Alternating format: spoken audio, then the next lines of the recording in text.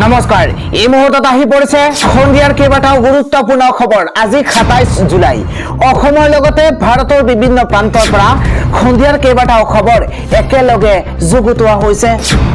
এই মুহূৰ্তত জনাই আছো সন্ধিয়াৰ গুৰুত্বপূৰ্ণ খবৰ। প্ৰধানমন্ত্ৰী নৰেন্দ্ৰ মোদী ডাঙৰীয়া প্ৰতাৰণা নকৰিব, 24 ঘণ্টাৰ ভিতৰতে CJPৰ প্ৰতিবাদকাৰীক মুকলি কৰক। কক্ৰোচ জনতা পাৰ্টিৰ কোনো প্ৰতিবাদকাৰীক গ্ৰেপ্তাৰ কৰিব নোৱাৰিব। যদি কোনো প্ৰতিবাদকাৰীক গ্ৰেপ্তাৰ কৰিছে এতিয়াই মুকলি কৰি দিয়ক, অন্যথা আমি পুনৰ পদক্ষেপ ল'বলৈ সাজু হ'ম। আৰক্ষীক 24 ঘণ্টাৰ সময় বান্ধি দি এই হুংকাৰ দিছে কক্ৰোচ জনতা পাৰ্টিয়ে। আৰক্ষীক মাত্ৰ 24 ঘণ্টাৰ সময় দিয়া হৈছে। অসমৰ লগতে বিহাৰ পশ্চিমবংগৰ প্ৰতিবাদকাৰীক শীঘ্ৰেই মুকলি কৰি দিয়ক। আমি মোদী চৰকাৰক বিশ্বাস কৰিছিলো আৰু সেই বিশ্বাস অটুট ৰাখক। মোদী চৰকাৰ আমাৰ বিশ্বাস নাভাঙিব। মোদী চৰকাৰ আমাৰ বিশ্বাস নাভাঙিব। চৰকাৰে নিৰ্দেশ দিয়ক অতি শীঘ্ৰেই যাতে প্ৰতিবাদকাৰীক মুকলি কৰি দিয়ে। কোনো প্ৰতিবাদকাৰীৰ বিৰুদ্ধে কোনো এখন থানাত গোচৰ থাকিব নোৱাৰিব। প্ৰতিশ্ৰুতি দি প্ৰতিশ্ৰুতি ৰক্ষা কৰক মোদী চৰকাৰে। কক্ৰোচ জনতা পাৰ্টিৰ লগত বিশ্বাসঘাতকতা নকৰিব। যি ধৰণে প্ৰতিশ্ৰুতি দিছিল সেই প্ৰতিশ্ৰুতি পূৰণ কৰক। প্ৰতিগৰাকী যুৱক যুৱতীয়ে ধৈৰ্য ধৰক। আমি আপোনালোকৰ লগত আছো। কক্ৰোচ জনতা পাৰ্টিৰ কোনো প্ৰতিবাদকাৰীক গ্ৰেপ্তাৰ কৰিব নোৱাৰিব। পৰৱৰ্তী হৈছে উজনি অসমৰ বন্যাত্মৰ কাষত গুৰু কৃষ্ণ প্ৰেমানন্দ প্ৰভু। উজনি অসমৰ বন্যাত্মৰ কাষত গুৰু কৃষ্ণ প্ৰেমানন্দ প্ৰভু। হাজাৰ হাজাৰ বন্যাত্মক সহায়ৰ হাত কৃষ্ণগুৰু সেৱাশ্ৰমৰ। সেৱা আৰু সহায়ৰ যাত্ৰা কৃষ্ণগুৰু সেৱাশ্ৰমৰ। বন্যাত্ম পৰিয়ালক বিতৰণ কৰিছে বস্ত্ৰ আৰু খাদ্য সামগ্ৰী। কণ কণ ছাত্ৰ ছাত্ৰীক স্কুলীয়া সামগ্ৰী আৰু আৰ্থিক সাহায্য প্ৰদান। শিৱসাগৰ আৰু চৰাইদেউ জিলাত বান সাহায্য বিতৰণ। এই কাৰ্যসূচীত নিজে উপস্থিত থাকে গুৰু কৃষ্ণ প্ৰেমানন্দ প্ৰভু। জনাইছো পৰৱৰ্তী খবৰ। সুস্থ হৈ হস্পিটালৰ পৰা উভতিল সোনম ৱাংচুক। এতিয়া মোৰ স্বাস্থ্যৰ অৱস্থা সুস্থিৰ। আজি হস্পিটালৰ পৰা ওলাই ৰাজঘাটত মহাত্মা গান্ধী বাপুজীক সেৱা জনাই মোৰ ঘৰ লাডাখলৈ উভতি যাম, সোনম ৱাংচুকৰ মন্তব্য। এতিয়া সুস্থ হৈ হস্পিটালৰ পৰা উভতিছে সোনম ৱাংচুক। আন এটা খবৰ হৈছে আৰক্ষীৰ বৰ্বৰতা গ্ৰহণযোগ্য নহয়। প্ৰতিবাদকাৰীৰ ওপৰত পুলিচে লাঠিচাৰ্জ কৰিব নোৱাৰে। প্ৰতিবাদ কৰিলেই প্ৰতিবাদকাৰীৰ ওপৰত পুলিচে লাঠিচাৰ্জ কৰিব নোৱাৰিব। প্ৰতিবাদকাৰীৰ ওপৰত পুলিচৰ বৰ্বৰতা কোনোপধ্যেই গ্ৰহণযোগ্য নহয়। কেৱল প্ৰতিবাদৰ ভিত্তিত লাঠিচাৰ্জ কৰিব নোৱাৰিব। এটা অত্যন্ত ডাঙৰ খবৰ। CJPৰ প্ৰতিবাদত হোৱা লাঠিচাৰ্জক লৈ প্ৰতিক্ৰিয়া প্ৰকাশ কৰিছে সুপ্ৰিম কোৰ্টে। দেশৰ সৰ্বোচ্চ ন্যায়ালয়ৰ ককৰ্থনাৰ সন্মুখীন দিল্লী আৰক্ষী। মুখ্য ন্যায়াধীশ সূৰ্যকান্তৰ বিচাৰপীঠৰ সমালোচনা। ইপিনে প্ৰতিবাদকাৰীৰ ওপৰত AK-47 প্ৰয়োগৰ অভিযোগ উত্থাপন হৈছে। ডাঙৰ খবৰ। আৰক্ষীয়ে নিৰ্বিচাৰভাৱে প্ৰতিবাদকাৰীক টাৰ্গেট কৰি আক্ৰমণ কৰাৰ অভিযোগ উত্থাপন হৈছে। এই ক্ষেত্ৰত নিৰপেক্ষ স্বতন্ত্ৰ তদন্ত কৰাৰ পোষকতা সৰ্বোচ্চ ন্যায়ালয়ৰ। আৰক্ষীৰ এই কাৰ্যক তীব্ৰ ককৰ্থনা জনাইছে সৰ্বোচ্চ ন্যায়ালয়ে। আৰু ইতিমধ্যে সমগ্ৰ ঘটনাক লৈ দাখিল কৰা হৈছে PIL। প্ৰতিবাদ কৰিলেই প্ৰতিবাদকাৰীৰ ওপৰত পুলিচে লাঠিচাৰ্জ কৰিব নোৱাৰিব। জনাইছো পৰৱৰ্তী খবৰ। 3 আগষ্টক অৰুণোদয় হিতাধিকাৰীৰ একাউণ্টত সোমাব ধন। লাখ লাখ মহিলালৈ সুখবৰ দিছে ৰাজ্য চৰকাৰে। এটা ভাল খবৰ এই মুহূৰ্তত। অহা 3 আগষ্টৰ পৰা নতুনকৈ ৰাজ্যত আৰম্ভ হ'ব অৰুণোদয় আঁচনি।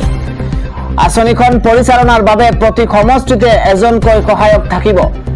অৰুণোদয় আঁচনিৰ লাখ লাখ হিতাধিকাৰীলৈ সুখবৰ আহি পৰিছে।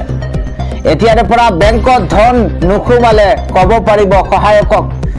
অৰুণোদয়ক লৈ ওজৰ আপত্তি থাকিলেও আহিছে সমাধান, কিয়নো অসমৰ প্ৰতিটো সমষ্টিত নিয়োগ কৰা হ'ব অৰুণোদয় সহায়ক।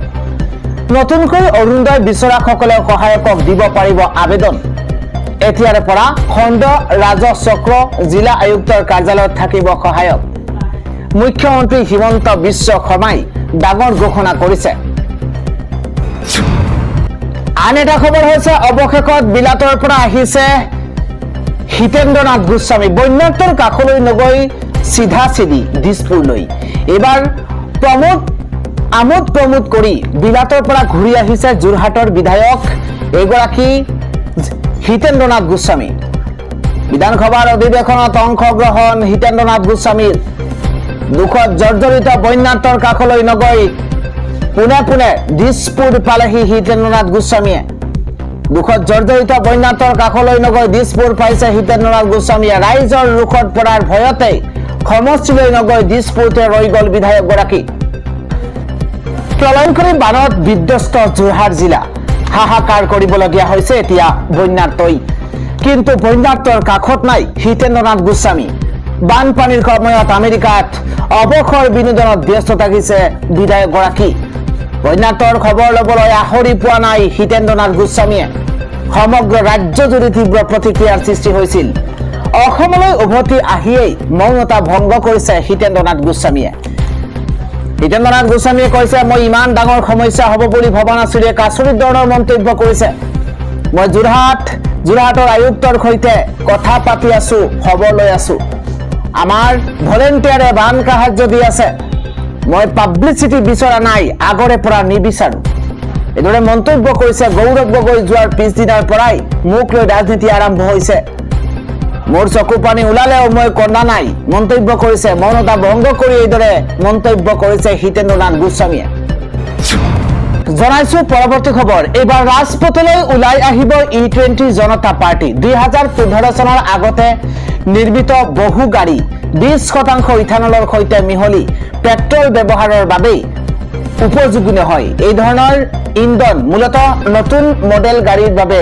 উপযোগী নিটৰ প্ৰশ্নকাকত ফাদিল বিবাদৰ পাছত কক্ৰোচ জনতা পাৰ্টিৰ সাফল্য আৰু ধৰ্মেন্দ্ৰ প্ৰধানৰ পদত্যাগৰ ঘটনাৰ পাছত এইবাৰ দেশত সৃষ্টি হৈছে এক নতুন ডিজিটেল আন্দোলন ইথানল মিহলিত পেট্ৰল নীতিৰ বিৰোধিতাৰে E20 জনতা পাৰ্টি নামৰ এটি সংগ্ৰামী সংগঠনে এক অভিযানৰ শুভাৰম্ভ কৰিছে সংগ্ৰামী গোটটোৱে কেন্দ্ৰীয় পথ পৰিবহণ আৰু ৰাষ্ট্ৰীয় ঘাইপথ মন্ত্ৰী নীতিন গাডকাৰীৰ পদত্যাগৰ দাবী কৰাৰ লগতে প্ৰতিজন গ্ৰাহকক 100% বিশুদ্ধ পেট্ৰল ক্ৰয় কৰাৰ বৈধ বিকল্প প্ৰদানৰ দাবী জনাইছে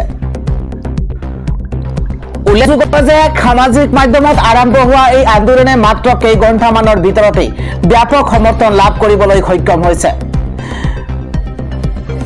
এক্সত আৰু ইনষ্টাগ্ৰামত খোলাৰ পেজটোত হাজাৰ হাজাৰ লোক জড়িত হৈ পৰে যুৱ প্ৰজন্ম আৰু গাড়ীৰ গৰাকীসকলে ইথানল মিহলিত ইন্ধনে গাড়ীৰ ইঞ্জিন নষ্ট কৰাৰ অভিযোগ তুলি সামাজিক মাধ্যমত ক্ষোভ উজাৰিছে এইখিনিতে উল্লেখ কৰা প্ৰয়োজন যে E20 ইন্ধন ব্যৱহাৰ কৰাৰ পাছত দেশৰ বিভিন্ন প্ৰান্তৰ পৰিবহণ ব্যৱসায়ী আৰু যান বাহনৰ মালিকৰ পৰা কেইবাটাও সমস্যাৰ অভিযোগ পোৱা গৈছে একথাত দেশৰ বিভিন্ন প্ৰান্তৰ পৰিবহণ ব্যৱসায়ী আৰু গাড়ীৰ মালিকসকলে ৰিপৰ্ট কৰিছে যে E20 ইন্ধনৰ ব্যৱহাৰে মাইলেজ হ্ৰাস কৰিছে আৰু ৰক্ষণাবেক্ষণৰ খৰচ বৃদ্ধি কৰিছে আৰু ইঞ্জিনৰ কাৰ্যক্ষমতা প্ৰতি উদ্বেগ প্ৰকাশ কৰিছে জনপ্ৰিয় খবৰ বান বিভীষিকাত এতিয়া মৃত্যুৰ কিৰিলি আপোনজনক হেৰুৱাই আৰ্তনাদ কৰিছে বন্যাত্ৰই বৰ্তমানলৈকে অসমত বানত 68 গৰাকীকৈ লোকৰ মৃত্যু হৈছে ইফালে সকলো ঢুকি হাতজোৰ কৰি কেমেৰাৰ সন্মুখতে দুৰ্দশাৰ কথা কৈ গৈছে তিতাবৰৰ কাকডোঙাৰ বন্যাত্ৰৰ আৰ্তনাদ এদিন দুদিন নহয় আমি এমাহ দুমাহ পৰ্যন্ত এইদৰেই বোকাত থাকিব লাগিব কি খাম কি পিন্ধিম ঘৰটোৱেই নাই ৰাস্তাতে কাপোৰ পাৰি এতিয়া শুবলগীয়া হৈছে ল'ৰা ছোৱালী কিতাপ বহি সকলো উঠুৱাই নিছে এইদৰে বন্যাত্ৰই আৰ্তনাদ কৰিছে চৰকাৰলৈ এটাই অনুৰোধ আমাক এটি পকী ঘৰ দিয়ে যেন সকলো ঢুকি এইদৰে হাতজোৰ কৰি কেমেৰাৰ সন্মুখতে দুৰ্দশাৰ কথা বৰ্ণনা কৰিছে তিতাবৰৰ কাকডোঙাৰ বনাক্ৰান্তই জনাইছো পৰৱৰ্তী খবৰ আহি আছে পৰীক্ষা ব্যৱস্থা সুৰক্ষা কৰাৰ বাবে দেশত নতুন আইন আজি সংসদত উত্থাপন কৰিব নতুন বিধেয়ক ডাঙৰ খবৰ এই মুহূৰ্তত জনাইছো দেশত বন্ধ হ'ব পৰীক্ষাৰ পেপাৰ লিকৰ দৰে ঘটনা আহি আছে পৰীক্ষা ব্যৱস্থা সুৰক্ষা কৰাৰ বাবে এক নতুন আইন গুৰুত্বপূৰ্ণ খবৰ প্ৰশ্নকাকত ফাদিল প্ৰতিৰোধী বিধেয়ক কৰিব উত্থাপন পৰীক্ষা পদ্ধতি স্বচ্ছ কৰাৰ লক্ষ্যৰে আনিব নতুন আইন কেন্দ্ৰীয় মন্ত্ৰী জিতেন্দ্ৰ সিঙে উত্থাপন কৰিব বিধেয়কখন ভৱিষ্যতে শিক্ষাৰ্থীৰ জীৱন ধ্বংস কৰিব নোৱাৰিব দুষ্ট চক্ৰই দেশৰ পৰীক্ষা ব্যৱস্থা সংস্কাৰৰ বাবে গঠন হৈছে টাস্ক ফোৰ্স নীট পৰীক্ষাত প্ৰশ্নকাকত ফাদিলৰ পাছতে কঠোৰ হৈ পৰিছে মোদী চৰকাৰ বিশ্ব প্ৰসিদ্ধ বিশেষজ্ঞ নন্দন নীলেকানীৰ নেতৃত্বত গঠন হৈছে টাস্ক ফোৰ্স অন্যটা খবৰ সাৱধান হোক সতৰ্ক হোক দিন দুপৰতে এতিয়া অন্ধকাৰ হৈ পৰিছে গুৱাহাটীৰ মহানগৰীৰ লগতে ৰাজ্যৰ বিভিন্ন প্ৰান্ত এই মুহূৰ্তত ৱেডাৰ আপডেট সাৱধান হোক গুৱাহাটীবাসী বিশেষকৈ দিনতে অন্ধকাৰময় হৈ পৰিছে গুৱাহাটী মহানগৰীৰ আকাশ কলা ডাৱৰে ছানি ধৰিছে গুৱাহাটী মহানগৰী গুৱাহাটীত প্ৰচণ্ড বতাহ বৰষুণৰ সম্ভাৱনা ইতিমধ্যে আৰম্ভ হৈছে ধূলিৰ ধুমুহা দৃশ্য দেখি আচৰিত হ'ব আপুনি কিয়নো ৰাজ্যৰ বিভিন্ন প্ৰান্তৰ লগতে গুৱাহাটী মহানগৰীত আকাশ ঘাইকৈ ডাঙৰীয়া হৈ প্ৰচণ্ড ধুমুহা বৰষুণৰ সম্ভাৱনা আছে আন এটা খবৰ হৈছে সামাজিক মাধ্যমত মল্লিকাৰ্জুন খৰ্গেৰ এটা বিশেষ পোষ্ট তেওঁ কৈছে অসমত হোৱা ভয়ংকৰ বানপানীৰ বাবে গভীৰভাৱে মৰ্মাহত হৈছো য'ত প্ৰায় 68 জন লোকে প্ৰাণ হেৰুৱাইছে আৰু ৰাজ্যখনত ব্যাপক ধ্বংসলীলা চলাইছে প্ৰিয়জনক হেৰুওৱা পৰিয়ালসমূহলৈ মোৰ আন্তৰিক সমবেদনা জ্ঞাপন কৰিছো মই সকলো কংগ্ৰেছ নেতা কৰ্মী আৰু স্বেচ্ছাসেৱকক আহ্বান জনাইছো এই সংকটৰ সময়তে বানাক্ৰান্ত লোকসকলক সহায় কৰক উজনিৰ বানক লৈ কংগ্ৰেছৰ ৰাষ্ট্ৰীয় অধ্যক্ষ মল্লিকাৰ্জুন খৰ্গেৰ সামাজিক মাধ্যমত এটা বিশেষ পোষ্ট আন এটা খবৰ হৈছে সিজেপিৰ মুখপাত্ৰ সৌৰভ দাসে মন্তব্য কৰিছে প্ৰতিশ্ৰুতিক সন্মান কৰক কেন্দ্ৰীয় চৰকাৰে সিজেপিৰ শান্তিপূৰ্ণ গণতান্ত্ৰিক প্ৰতিবাদত অংশগ্ৰহণ কৰাৰ বাবে অসম বিহাৰ আৰু পশ্চিমবংগত যিসকলক অনাহকত গ্ৰেপ্তাৰ কৰি জেলত বন্দী কৰিছে তেওঁলোকক 28 জুলাইৰ ভিতৰতে সন্মানে মুকলি কৰি দিয়ক এই ক্ষেত্ৰত সিজেপিয়ে গোটেই বিষয়টো পৰীক্ষা কৰি আছে এইদৰে মন্তব্য কৰিছে সিজেপিৰ মুখপাত্ৰ সৌৰভ দাসে আন এটা খবৰ হৈছে প্ৰতিবাদকাৰীক আক্ৰমণক লৈ মোদী চৰকাৰৰ পৰা উত্তৰ বিচাৰি প্ৰতিবাদ কংগ্ৰেছৰ লাঠিচাৰ্জ পেলেট গান ব্যৱহাৰ কন্দুৱা গেছ নিক্ষেপক লৈ অমিত শাহক ক্ষমা খোজাৰ দাবী কংগ্ৰেছৰ সংসদৰ বাহিৰত বেনাৰ পোষ্টাৰ লৈ প্ৰতিবাদ সাব্যস্ত কৰিছে কংগ্ৰেছৰ সাংসদসকলে পৰৱৰ্তী খবৰটো হৈছে বিধানসভাত টেবুলত উঠি প্ৰতিবাদ কৰাক লৈ অখিল গগৈৰ মন্তব্য অখিল গগৈয়ে কৈছে সদনৰ গৰিমা ৰক্ষা কৰিব লাগিব কিন্তু সদনৰ গৰিমাতকৈ মানুহৰ জীৱনৰ মূল্য অধিক সদনত যদি মহাপ্ৰলয়ৰ কথা নাপাতে বা কম গুৰুত্বপূৰ্ণ বিষয়ৰ কথা পাতি এই বিষয়টো আওকাণ কৰা হয় তেন্তে ভুক্তভোগী সমষ্টিৰ বিধায়ক হিচাপে প্ৰতিবাদ কৰিবলৈ মই বাধ্য বিধানসভাত টেবুলত উঠি প্ৰতিবাদ কৰাক লৈ অখিল গগৈৰ মন্তব্য আন এটা খবৰ হৈছে সিজেপি কৌশলেৰে প্ৰত্যাহ্বান জেনজিক আকৰ্ষণৰ বাবে বিজেপিৰ কৌশল সদনত প্ৰশ্নকাকত লিক ৰোধ সম্পৰ্কীয় বিধেয়কৰ সমৰ্থনত বক্তৃতা দিব যুৱ সাংসদ বাখুৰী স্বৰাজ সায়নী ঘোষে আন এটা খবৰ হৈছে এতিয়াও হিন্দু মুছলমানৰ ৰাজনীতি কৰি থকাটো অতি লজ্জাজনক কথা বদৰুদ্দিন আজমল আৰু মেহবুব হক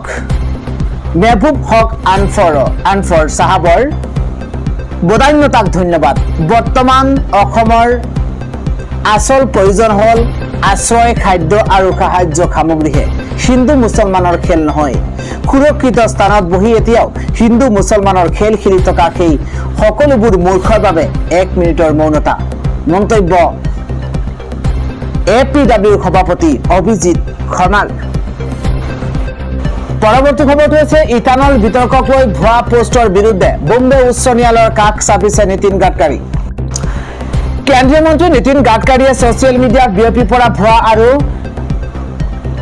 ডিপফেক ভিডিঅ'ৰ বিৰুদ্ধে বম্বে উচ্চ ন্যায়ালয়ৰ কাষ চাপিছে। এই পোষ্টবোৰত দাবী কৰা হৈছিল যে চৰকাৰৰ E20 ইথানল কাৰ্যসূচীৰ পৰা গাডকাৰী আৰু তেওঁৰ পৰিয়ালে আৰ্থিকভাৱে লাভৱান হৈছে। ন্যায়ালয়ে তেওঁক মেটা আৰু অন্যান্য ছ'চিয়েল মিডিয়া প্লেটফৰ্মৰ লগতে এই ভুৱা খবৰ বিয়পোৱা অচিনাক্ত লোকসকলৰ বিৰুদ্ধে দেৱানী গোচৰ তৰিবলৈ অনুমতি প্ৰদান কৰিছে। গাডকাৰী ইথানল ব্যৱহাৰৰ এজন মুখ্য সমৰ্থক যদিও এই নীতি প্ৰকৃততে পেট্ৰলিয়াম আৰু প্ৰাকৃতিক গেছ মন্ত্ৰালয়েহে পৰিচালনা কৰে। তেওঁৰ অধিবক্তা সন্দীপ এছ লাড্ডাই ন্যায়ালয়ত যুক্তি দৰ্শাইছিল যে অপমানজনক পোষ্টবোৰ মুম্বাইৰ লগতে বাহিৰৰ মানুহেও ইণ্টাৰনেটৰ জৰিয়তে চাইছে আৰু সেয়েহে এই আবেদন গ্ৰহণ কৰিব লাগে। দুয়ো পক্ষৰ যুক্তি শুনাৰ পিছত ন্যায়াধীশ অভয় আহুজাই কেন্দ্ৰীয় মন্ত্ৰীগৰাকীক গোচৰ ৰুজু কৰাৰ আইনী অনুমতি দিছে। ইয়াৰ পৰা দুসপ্তাহ পূৰ্বে এই একেই বিষয়ত ভুৱা খবৰ বিয়পোৱাৰ অভিযোগত নাগপুৰত 4জন ছ'চিয়েল মিডিয়া ইনফ্লুৱেঞ্চাৰৰ বিৰুদ্ধে এখন এজাহাৰ দাখিল কৰা হৈছিল। এইসকলৰ ভিতৰত জনপ্ৰিয় ইউটিউবাৰ তথা ৰাজনীতিবিদ মনীষ কাশ্যপ, ইনষ্টাগ্ৰাম একাউণ্ট দেশী বয়জ, হৰ্ষিত ৰাঠি আৰু অংক্লেশ ইনভাৰ্টিৰ নাম সন্নিৱিষ্ট আছে। বৰ্তমান E20 ইন্ধনক লৈ ৰাইজৰ মাজত ব্যাপক চৰ্চা চলি আছে। এই ইন্ধনত 20% ইথানল আৰু 80% পেট্ৰল মিহলোৱা হয়। চৰকাৰে দাবী কৰিছিল যে এই ইন্ধন পৰিৱেশৰ বাবে অনুকূল আৰু দেশৰ শক্তি খণ্ডৰ বাবে গুৰুত্বপূৰ্ণ। কিন্তু একাংশ বাহন চালক আৰু ছ'চিয়েল মিডিয়া ব্যৱহাৰকাৰীয়ে সমালোচনা কৰি কৈছে যে ইয়াৰ ফলত পুৰণি বাহনৰ ইঞ্জিন ক্ষতি হ'ব পাৰে আৰু ইন্ধনৰ মাইলেজ কমি যাব পাৰে। জনাইছো পৰৱৰ্তী খবৰ। নেপাল ভ্ৰমণকাৰী লৈ এই মুহূৰ্তত সুখবৰ। নেপাল ভ্ৰমণলৈ যোৱা ভাৰতীয়লৈ সুখবৰ আহি পৰিছে, কিয়নো এতিয়াৰে পৰা চলিব 200 আৰু 500 টকীয়া নোট। পৰৱৰ্তী খবৰটো হৈছে বানপানীৰ সমস্যাক স্থায়ী বৈজ্ঞানিক সমাধান আৰু ৰাষ্ট্ৰীয় পৰ্যায়ৰ পদক্ষেপৰ দাবী ৰাহুল গান্ধীৰ। প্ৰতি বছৰে এই বানপানীৰ ফলত বহু পৰিয়াল সম্পত্তিৰ ক্ষতি হয়, লগতে ঘৰ দুৱাৰ নোহোৱা হৈ পৰে। এতিয়া আমাৰ বানপানীৰ সৈতে মোকাবিলা কৰিবলৈ এক শক্তিশালী আৰু বহনক্ষম ব্যৱস্থা স্থাপন কৰাৰ সময়। অসমৰ বান পৰিস্থিতি পূৰ্বতকৈ কিছু উন্নত হৈছে যদিও অব্যাহত আছে বানৰ সংহাৰী ৰূপ। 9 দিনে বানত ক্ষতিগ্ৰস্ত উজনি অসমৰ বহু জিলা। এই পৰ্যন্ত মৃতকৰ সংখ্যা 68 গৰাকীলৈ বৃদ্ধি পাইছে। বহু লোক সন্ধানহীন হৈ আছে। ক্ষতিগ্ৰস্ত অঞ্চলসমূহত প্ৰশাসনে 350তকৈও অধিক শিবিৰ আৰু সাহায্য বিতৰণ কেন্দ্ৰ স্থাপন কৰিছে। আক্ৰান্ত অঞ্চলসমূহত অহৰহ উদ্ধাৰ অভিযান চলাই আছে NDRF, SDRF-এ। হাজাৰ হাজাৰ হেক্টৰ কৃষিভূমি পানীৰ তলত থকাৰ ফলত ৰাজ্যৰ খেতিয়কসকল তীব্ৰ আৰ্থিক সংকটৰ সন্মুখীন হৈছে। শেহতীয়াকৈ এই বান পৰিস্থিতিৰ সন্দৰ্ভত সামাজিক মাধ্যমত ৰাহুল গান্ধীয়ে এটা বিশেষ পোষ্ট কৰিছে। তেওঁ এই পোষ্টত লিখিছে যে অসমত বিধ্বংসী বানত বহু লোকৰ মৃত্যুমুখত পৰিছে। সঁচাকৈ এই খবৰ অত্যন্ত হৃদয় বিদাৰক। শোকসন্তপ্ত পৰিয়ালবৰ্গলৈ গভীৰ সমবেদনা জ্ঞাপন কৰিছো। এই দুৰ্যোগত ক্ষতিগ্ৰস্ত লাখ লাখ লোকৰ প্ৰতি মোৰ আন্তৰিক সহানুভূতি। লগতে উল্লেখ কৰিছে যে প্ৰতি বছৰে এই বানপানীৰ ফলত বহু পৰিয়ালৰ সম্পত্তিৰ ক্ষতি হয়, লগতে ঘৰ দুৱাৰ নোহোৱা হৈ পৰে। এতিয়া অসমৰ বানপানীৰ সৈতে মোকাবিলা কৰিবলৈ এক শক্তিশালী আৰু বহনক্ষম ব্যৱস্থা স্থাপন কৰাৰ সময়। এনে ব্যৱস্থা যিয়ে বৈজ্ঞানিকভাৱে প্ৰতিৰোধ, আগতীয়াকৈ সতৰ্কবাণী ব্যৱস্থা, শক্তিশালী আন্তঃগাঁথনি আৰু পুনৰ্বাসনক অগ্ৰাধিকাৰ দিয়ে, যাতে মানুহে প্ৰতি বছৰে এনে সমস্যাৰ সন্মুখীন হ'ব নালাগে।